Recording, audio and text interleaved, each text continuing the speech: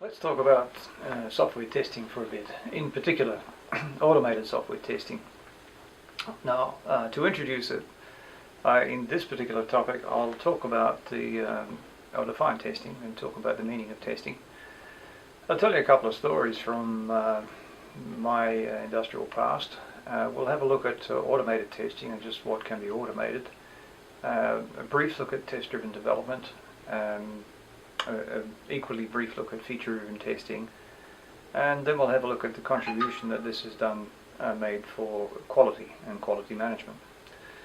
Now, a definition of testing is that testing is an investigation to provide information about the state of something. Specifically, testing is not a pursuit of defects, and the whole idea of testing is not necessarily to go and find defects. That's a side effect of determining what the state of the product is. Now, if you just go out there to say, well, we'll go and find the defects, you're kidding yourself, because it's impossible to prove that there are no defects. You can't prove the absence of defects. All you can prove is the presence of defects.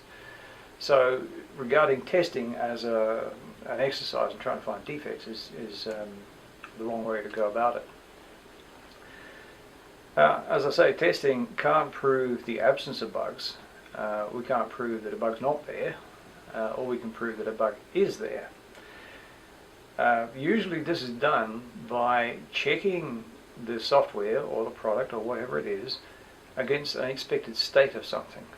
Now this expected state, the things that give the expected state are called oracles. So we check what the oracle says.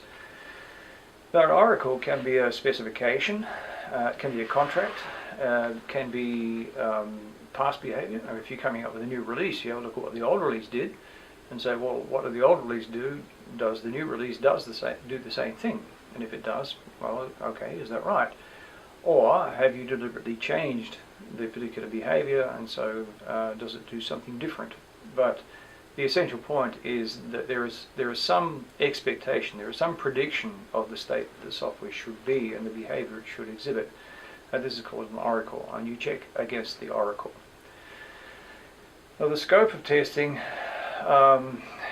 includes, or can include, having a look at the code itself, as well as executing the code.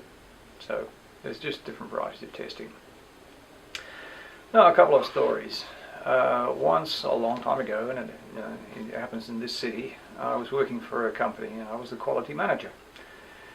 But I had looked at the current state of how this organization did their development, and as near as I could tell, they were achieving around about the level of quality that was possible to do in those methods.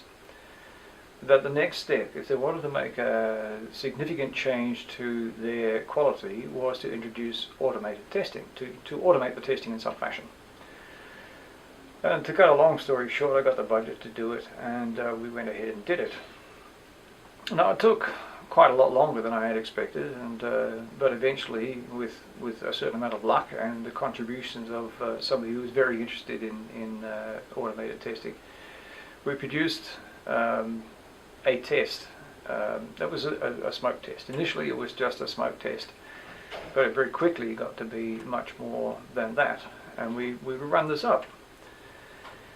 Now, there were several things happened. The first was that the list of known defects went from about 2,000 known defects at that time to about 3,000 defects, and this took maybe a couple of weeks. Now, this terrified people. The next release of the software, we normally had three-month software releases. It didn't go out in 3 months. There were just too many bugs. It took 6 months to get that next release out.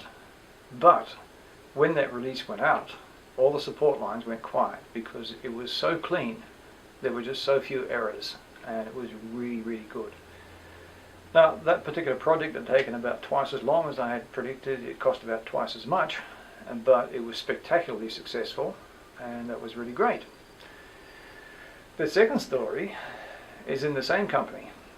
It happened that one person there had a particular interest in configuration management, and he had managed to introduce a configuration management tool that he himself had written. The tool is called Aegis. You probably can still get it. But part of this configuration management tool was the ability to check in your code and to require that the code be reviewed, that somebody say, yes, I've reviewed the code, and also to check in a test. Now, he turned all these things on. All right, so whenever somebody develops some code, they would have to develop the code, they'd have to develop the test, they'd have to check them both in, and both would have to be inspected by somebody and then run. Now, this was this company's first experience of automated unit testing. Now, what happened was that the development phase, the coding phase, went a lot slower than normal, and this was terrifying to watch because everybody was looking at it saying, oh my god, if it takes this long to get the coding done, how long is it going to take to get the testing done?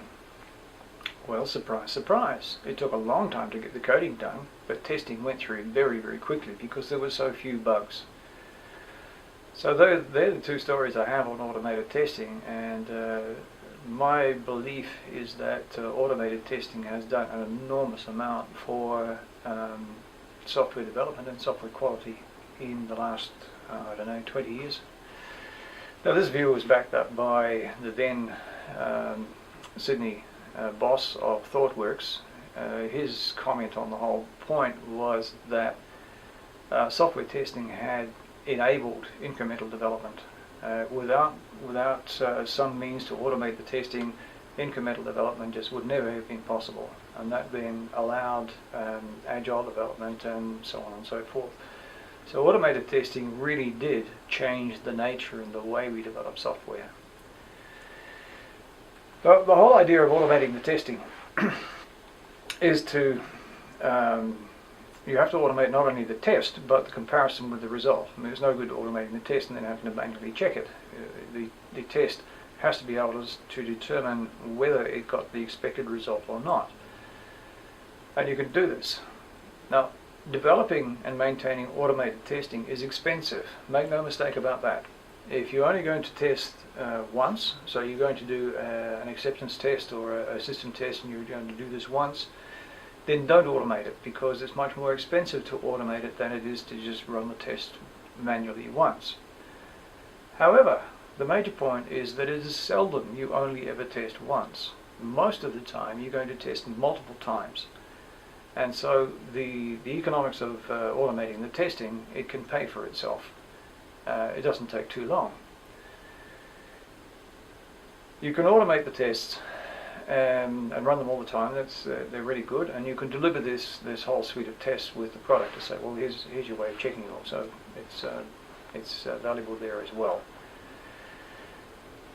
One of the development flavors, I guess, that has arisen from this is called test-driven development, and this is where you develop the test first and show that the system as it currently is fails the test.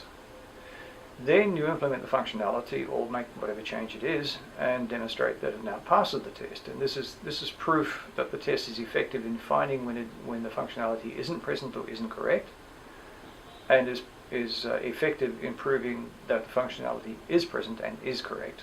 That's a pretty reasonable way of doing it. Some companies, there's one here in Sydney, insist that test-driven development is the way we go, simply because it is so very effective. Now, if you're going to do that, usually you have to be running the tests quite frequently. Initially, it was Microsoft who initiated this whole daily build thing.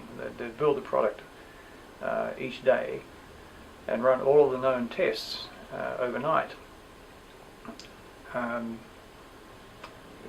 No, this particular company in Sydney runs all the tests all the time. I think they now actually run them every hour. Now, obviously, this takes a fair bit of horsepower to do this, but servers are cheap, so that's what they do. Automated feature-driven testing generally use scripts rather than with the unit testing. You use JUnit and XUnit and declares and things like that.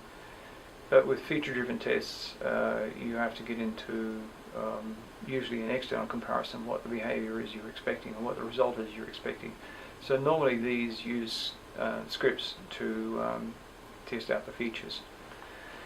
The contribution to quality, as I've said, has been enormous. It's been an order of magnitude reduction in defects. So this has enabled much bigger systems to be built at comparable levels of quality. It's enabled highly reliable software to be put out there. And our expectations now of quality are quite high compared to what they used to be. So the contribution of automated testing to quality is quite significant. So in summary then, automated testing was made possible really with the advent of cheap computing power and scripting languages and some other minor points. Plus, I guess, the growth of testing tools that were developed just specifically for that purpose.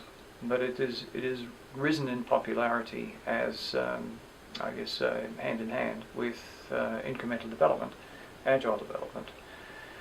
It has proven invaluable, and now almost every software development house automates the testing in some fashion.